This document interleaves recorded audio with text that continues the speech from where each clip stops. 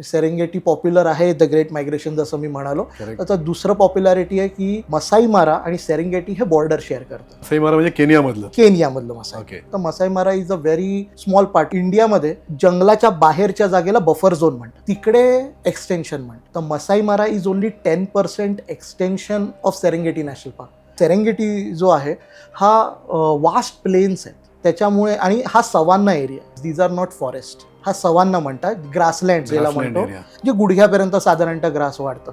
तर animal spotting फार easy होऊन जातं कम्पेअर्ड टू मसाई मारा. Masai Mara is also a extension, पण तेवढे वास्ट प्लेन्स नाही. मसाई मारामध्ये जर 900 लायन्स आहेत तर सेरेंगेटीमध्ये 4500 लायन्स. आणि दुसरं वैशिष्ट्य असं आहे की हे ॲनिमल्स जसं मी म्हणालो की ओपन ग्रासलँड्स आहेत, ते कॅमोफ्लाज होऊ शकतात, पण दे कॅनॉट हाईड एनिवेअर. एका झाडाच्या मागे जाऊन लपले असं नाही होत.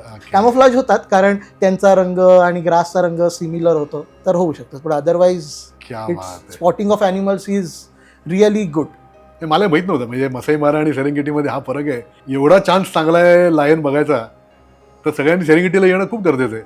ॲब्सोल्युटली. कारण दुसरं काय आहे की जेव्हा आपण वाईल्ड लाईफला जातो, सर्वात जास्त ज्याचे फोटो क्लिक केले जातात ना, तो एक प्रिडेटरच असतो, बेसिकली वाईल्ड कॅट्स. राईट. मग ते लेपर्ड असेल, चीता असेल, लायन असेल, आणि हे तिन्ही सेरेंगेटीमध्ये आपल्याला स्पॉट करायला मिळतात.